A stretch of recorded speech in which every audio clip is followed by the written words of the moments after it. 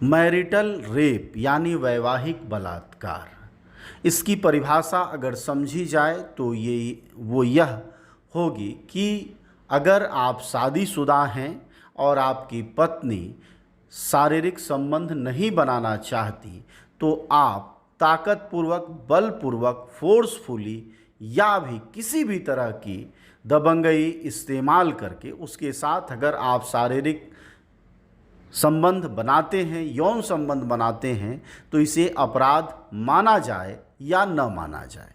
दरअसल आज Delhi high court ने 2015 से लंबित एक मामले में फैसला दिया है।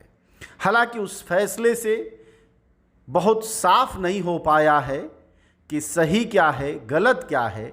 2 जजों की बेंच थी और दोनों ने 2 राय दी है।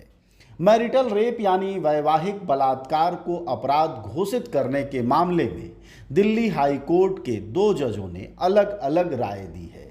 एक जज ने कहा है कि पति की तरफ से पत्नी के साथ जबरन संबंध बनाना अपराध माना जाना चाहिए, तो वहीं दूसरे जज ने संविधान का हवाला देते हुए कहा है कि इसको अपराध की श्रेणी में नहीं रखा जा सकता है।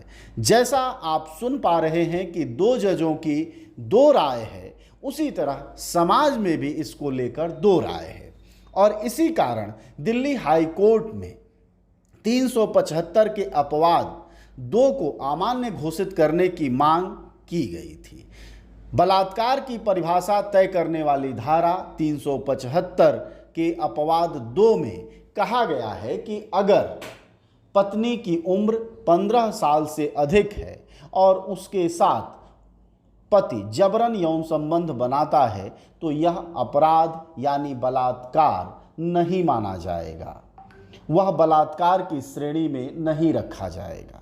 जबकि RIT foundation, all India democratic women's association और खुशबू सैफी जैसे कई सारे याचिकाकर्ताओं ने चुनौती दी हाई कोर्ट में इस फैसले पर और कहा कि अगर पत्नी के मर्जी के खिलाफ पति जबरन शारीरिक संबंध बनाता है तो उसे रेप माना जाना चाहिए, बलात्कार माना जाना चाहिए। जैसा आपसे हमने शुरू में कहा कि समाज में इसको लेकर 2 मत हैं। जैसे ही ये याचिकाएं महिला संगठनों द्वारा दाखिल की गई कि जबरन सेक्स को रेप घोषित किया जाए, उसी वक्त कई दूसरे संगठनों ने 375 के अपवाद 2 को लेकर याचिकाएं दाखिल की और उन्होंने कहा कि अगर ऐसा होता है तो इससे पारिवारिक संस्थाएं कमज़ोर पड़ेंगी, उनका नुकसान होगा।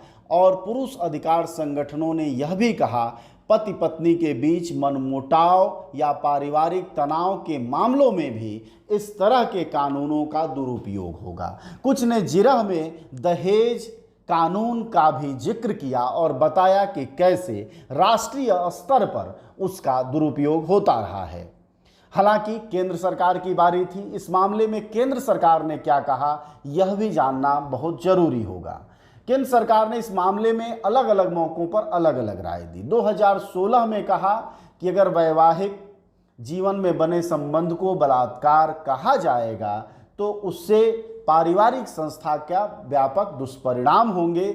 लॉजिक यह भी सरकारी वकील की ओर से दिया गया, सरकार की वकील की ओर से दिया गया कि हमारा देश पश्चिमी सभ्यता का देश नहीं है, हम दूसरे तरह के देश हैं, इसका समाज पर व्यापक स्तर पर नकारात्मक असर पड़ेगा। लेकिन 2021 में वही सरकारी वकील ने कहा कि इस मामले में कानूनविदों, सामाजिक संगठनों और दूसरे लोगों से व्यापक चर्चा के बाद इस पर फैसला करेगा। खैर, 7 साल से लंबित इस मामले में जो फैसला जस्टिस सी हरिशंकर और जस्टिस राजीव शकधर ने दिया है, यह दोनों ने 2 मत जाहिर किया है। हम आपको फिर एक बार बता देते हैं कि दिल्ली हाई कोर्ट के जस्टिस राजीव शकधर ने वैवाहिक बलात्कार को अपराध माना है। उन्होंने कहा कि आईपीसी की धारा 375 के अपवाद को असंवैधानिक कहा और कहा कि इसे बलात्कार माना जाना चाहिए। जबकि जस्टिस सी हरिशंकर इससे सहमत नहीं थे। उन्होंने कहा कि अगर इसको बलात्कार माना जाएगा तो यह गलत होगा और संविधान की पहले से मौजूद धारा 375 के अपवाद 2 को जस का तस बनाए रखा जाए। हालांकि इसमें राहत की बात यह रही कि दोनों जज जो हाई कोर्ट के जज थे, जस्टिस राजीव शकधर और जस्टिस सी हरिशंकर, इस बात से सहमत थे कि इस बात को सुप्रीम कोर्ट में ले जाया जाना चाहिए और वहीं इस बात का फैसला होना चाहिए।